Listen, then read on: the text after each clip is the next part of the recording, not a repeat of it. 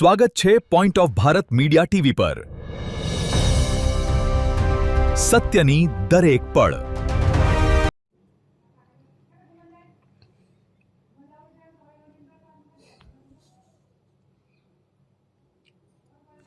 થરા નગરપાલિકા દ્વારા મહારાણી નાયકા દેવી ઉદ્યાન જાગોદર તળાવના લોકાર્પણ સમારોહની પ્રેસ કોન્ફરન્સ। બનાસકાંઠા જિલ્લાના ઓગળ તાલુકાના મુખ્ય મથક થરા નગરપાલિકા દ્વારા થરાના અતિભવ્ય ઐતિહાસિક જાગોસર તળાવના નવીનીકરણ બાદ મહારાણી નાયકા દેવી ઉદ્યાનના લોકાર્પણ સમારોહ માટે પ્રેસ કોન્ફરન્સ યોજાઈ। પ્રાપ્ત વિગત મુજબ સ્વર્ણિમ જયંતિ મુખ્યમંત્રી શહેરી વિકાસ યોજના હેઠળ વર્ષ 2023-24 અને 24-25માં થરા નગરપાલિકાને અંદાજે ₹8 કરોડની ગ્રાન્ટ ફાળવાઈ હતી। આ ગ્રાન્ટમાંથી પૌરાણિક અને ઐતિહાસિક જાગોસર તળાવનું નવીનીકરણ કરવામાં આવ્યું છે। પ્રેસ કોન્ફરન્સમાં થરા નગરપાલિકાના કાર્યકારી પ્રમુખ નીતા કુંવરબા, જયપાલસિંહ વાઘેલા, પૂર્વ પ્રમુખ પૃથ્વીરાજસિંહ વાઘેલા અને ચીફ ઓફિસર બાબુભાઈ જોશી ઉપસ્થિત રહ્યા। તેમણે જાગોસર તળાવની વિગત આપી હતી અને નવીનીકરણ બાદ મિની કાંકરિયા જાગોસર તળાવ વિસ્તારમાં હવે અત્યાધુનિક સુવિધાઓ ઊભી કરવામાં આવી છે, જેમાં બાગ બગીચા, શિવ પ્રતિમા, સીસીટીવી કેમેરા, બાળકો માટે હિંચકા, રમતગમતના સાધનો, મ્યુઝિક સિસ્ટમ અને આકર્ષક લાઇટિંગનો સમાવેશ થાય છે। ચીફ ઓફિસરે જણાવ્યું કે ટૂંક સમયમાં તળાવને નર્મદાના નીરથી ભરવામાં આવશે। લોકાર્પણ કાર્યક્રમ તારીખ 20/6/2026 શનિવારના સમયે સાંજે 7 કલાકે સ્થળ જાગોસર તળાવ, થરા ખાતે દિયોદર રોડ ઉપર ગુજરાત વિધાનસભા અધ્યક્ષ શંકરભાઈ ચૌધરીના વરદ હસ્તે મહારાણી નાયકા દેવીનું ઉદ્યાનનું લોકાર્પણ કરવામાં આવશે। આ પ્રસંગે મુખ્ય મહેમાન તરીકે પ્રભારી મંત્રી કમલેશ પટેલ, અતિથિ વિશેષ તરીકે મંત્રી પ્રવીણભાઈ માળી, જિલ્લા પ્રભારી ધવલભાઈ દવે અને જિલ્લા ભાજપ પ્રમુખ કીર્તિસિંહ વાઘેલા ઉપસ્થિત રહેશે। લોકાર્પણ બાદ રાત્રે ઉત્તર ગુજરાતના નામાંકિત લોકગાયક દ્વારા ભવ્ય સાંસ્કૃતિક ડાયરાનું આયોજન કરવામાં આવ્યું છે। થરા નગરપાલિકા દ્વારા કાંકરેજ, ઓગળ તાલુકા અને થરાની જનતાને મિની કાંકરિયા સમાન જાગોસર તળાવનો નજારો માણવા હાર્દિક આમંત્રણ પાઠવવામાં આવ્યું છે। જાગોદર તળાવ થરાની ઓળખ બનાવીને આવનારી પેઢીઓને પ્રેરણા આપતું રહેશે। ઇન્દ્રસિંહ વાઘેલા, ઓગળ, બનાસકાંઠા।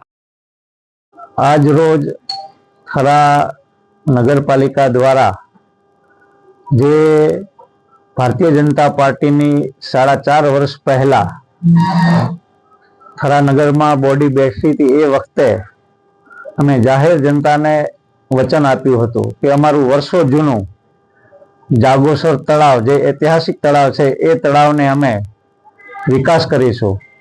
અને આજ આપ સૌ જોઈ શકો છો કે જાગોસર તળાવની અંદર અમે સ્વર્ણિમ જયંતિ મુખ્યમંત્રી યોજના હેઠળ 4.5 કરોડના ખર્ચે ડેવલપમેન્ટ કરવામાં આવ્યું છે। એના પછી બાજુમાં જ અમારે જે જગ્યા ખાલી પડી હતી ગાર્ડન માટે, અમે એને મહારાણી નાયકા દેવી નામ આપી અને ગાર્ડન પણ 4 કરોડના ખર્ચે અમે સ્વર્ણિમ મુખ્યમંત્રી યોજના હેઠળ ડેવલપ કર્યું છે। અને આવતી 20 તારીખે અમારા માનનીય વિધાનસભાના અધ્યક્ષ શ્રી શંકરભાઈ ચૌધરી, અમારા બનાસકાંઠા પ્રભારી મંત્રી શ્રી કમલેશભાઈ પટેલ અને આપણા બનાસકાંઠાના લોક લાડીલા મંત્રી એવા શ્રી પ્રવીણભાઈ માળી દ્વારા અમે આનું લોકાર્પણ રાખેલું છે। તો આપ સૌને મારી વિનંતી છે, તારીખ 20/6/2026 સાંજે 7:30 વાગે તમામ કાંકરેજ, ઓગળ તાલુકો અને થરા શહેરના તમામ વ્યક્તિઓને અમે આમંત્રણ આપીએ છીએ આ કાર્યક્રમની અંદર ઉપસ્થિત રહી અને આ કાર્યક્રમને ઉજાગર કરવા માટે।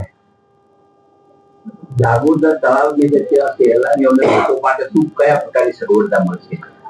જાગોસર તળાવની અંદર અમે વિકાસ કરી અને જે નર્મદાનું આપણું પાણી છે એ 1 મહિનાની અંદર નખાઈ જવાનું છે। તેનો ટેન્ડર પડી ગયું છે, ટેન્ડર ખુલી ગયું છે, કોન્ટ્રાક્ટરને કામ અપાઈ ગયું છે અને ટૂંક સમયમાં પાણી નાખવાનું કામ ચાલુ થઈ જશે। અંદર પાણી નાખ્યા પછી અંદર અમે જે હોડીઓ છે, બાજુમાં જે ગાર્ડન છે, ત્યાં અમે લોકોને હરવા ફરવા માટે હિંચકા, સરસ બગીચો બનાવ્યો છે, ત્યાં અમે ખાણીપીણીના સ્ટોલ પણ મૂક્યા છે। તમામ જે થરાની જનતાને ત્યાં સુવિધા મળી રહે, વોકિંગ માટે, કસરત માટે, એ તમામ સુવિધાઓ ત્યાં અમે ઉપલબ્ધ કરી છે। અને ત્યાં કોઈ પણ વ્યક્તિ અનિચ્છનીય વ્યક્તિ ના પેસે એ માટે સીસીટીવી પણ લગાયેલા છે.